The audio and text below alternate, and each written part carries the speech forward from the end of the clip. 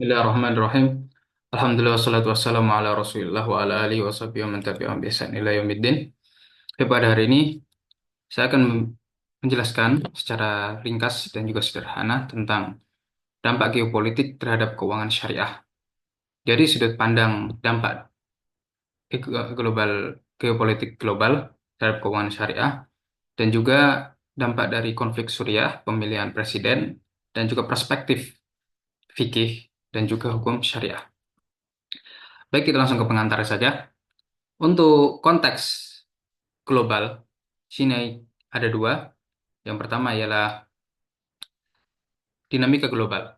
Yang pertama dinamika global dan kedua adalah keterkaitan yang kompleks. Yang pertama, dinamika global. Kita tahu bahwasanya akhir-akhir ini eh, geopolitik global sangatlah panas, terutama setelah pecahnya perang antara Rusia dan Ukraina. Setelah itu, sengketa dagang ataupun perang dagang antara Amerika Serikat dan juga Cina. Dan yang terakhir ini adalah eh, konflik meletusnya konflik antara Suriah, yaitu pihak oposisi dan juga pemerintah. Yang mana itu akan sangat berdampak pada ekonomi, terutama keterkaitan antara negara-negara yang berkonflik dan juga negara-negara yang bekerja sama dengan negara yang berkonflik. Dan yang kedua ialah pengaruh global. Tentunya banyak negara yang kuat seperti Rusia dan juga Cina ingin melebarkan pengaruhnya dan juga menentang hegemoni Amerika Serikat. Dan itu sangat berdampak juga dengan stabilitas politik dan juga ekonomi di negara-negara di sekitarnya, terutama negara-negara yang sangat bergantung kepada Cina dan juga Rusia. Yang kedua adalah keterkaitan kompleks. Kita mengetahui bahwasanya globalisasi itu menjadi standar era saat ini, yang mana keterkaitan antara negara satu dan negara yang lain, antara benua satu dan benua yang lain itu sangatlah erat dan bisa mempengaruhi satu sama lain dalam berbagai sektor, termasuknya adalah keuangan. Dan itu bisa sangat berdampak apabila salah satu negara kestabilitas politiknya terganggu ataupun terjadi krisis. Itu sangat berdampak kepada negara B yang melakukan transaksi ekonomi dan juga ketergantungan ekonomi terhadap negara A. Baik.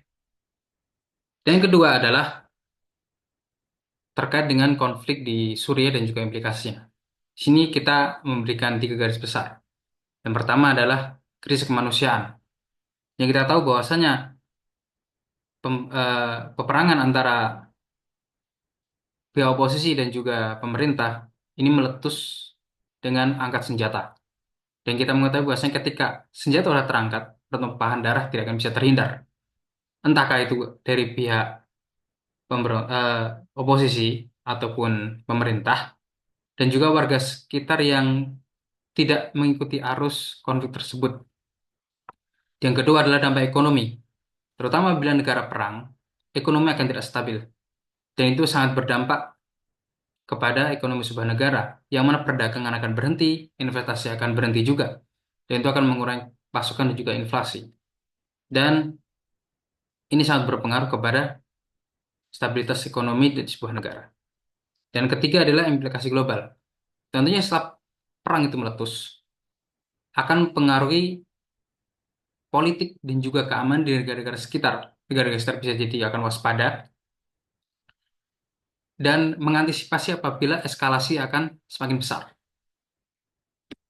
Dan selanjutnya ialah pemilihan Presiden Amerika Serikat, yang mana kita tahu bahwasanya kebijakan Amerika Serikat bisa mempengaruhi kebijakan dunia karena dolar.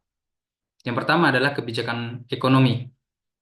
Kita tahu bahwasanya Donald Trump itu di pemilihan sebelumnya sangat eh, keren karena melakukan perang dagang yang sangat masif terhadap Cina dan juga melakukan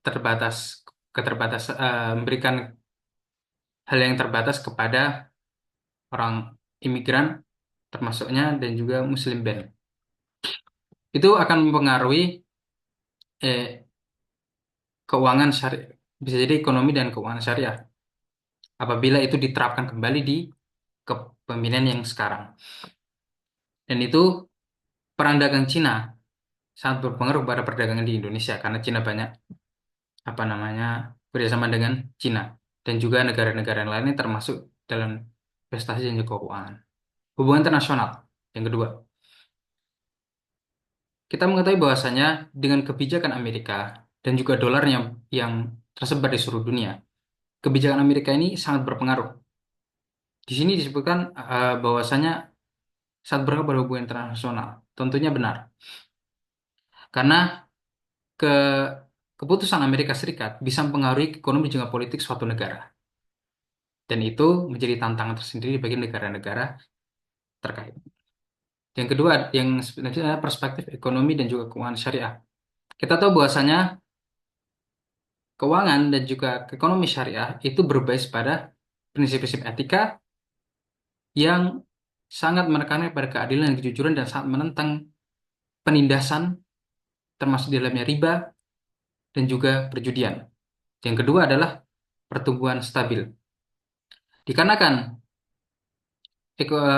keuangan syariah sangat bagus pada akhir-akhir ini dan sangat marak juga, maka itu akan mendorong keuangan syariah menjadi melesat tinggi dan stabil. Dan ketiga adalah peluang investasi. Investasi dalam ekonomi syariah memang sangatlah unik dan itu menjadi daya tarik tersendiri bagi orang-orang Muslim untuk berlomba-lomba karena memiliki nilai-nilai etis juga nilai-nilai Islam dan juga tidak terbatas bukan seorang Muslim saja. Dan ketiga adalah sudut pandang fikih dan juga hukum Islam. Yang kita tahu bahwasanya sudut pandang hukum Islam dan juga fikih itu sangat menekankan kepada keadilan sosial dan itu sangat melarang penindasan sosial. Yang ketiga adalah etika ekonomi. Dalam ekonomi Islam, etika sangatlah ketat dan sangat melarang yang namanya spekulatif dan yang lainnya. Karena itu, agar tidak ada yang terzalimi satu sama lain. Dan itu menjadi daya tarik tersendiri, terutama di akhir-akhir ini yang saat muncul yaitu kesejahteraan manusia yang dirangkum dalam SDGs.